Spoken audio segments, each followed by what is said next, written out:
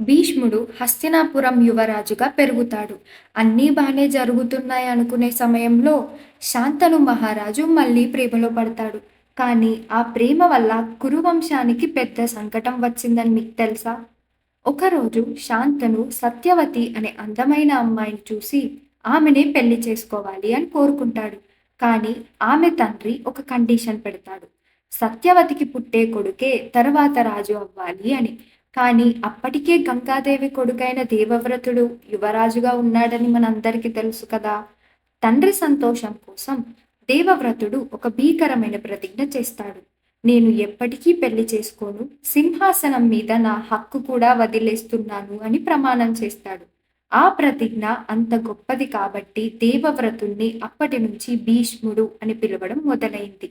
ఆ తర్వాత శాంతను సత్యవతిల పెళ్లి జరుగుతుంది.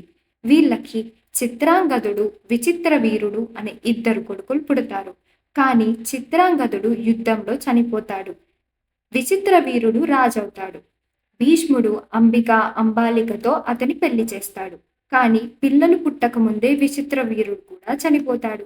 రాజు లేదు, వారసులు లేరు. అప్పుడు వ్యాస మహర్షి ద్వారా అంబికకి ధృతరాష్ట్రుడు, అంబాలికకి పాండురాజు మరియు ఒక దాసి ద్వారా విదురుడు పుడతారు.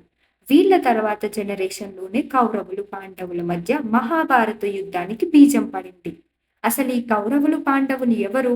అది తెలియాలంటే పార్ట్ 3 కోసం ఇప్పుడే ఫాలో అవ్వండి.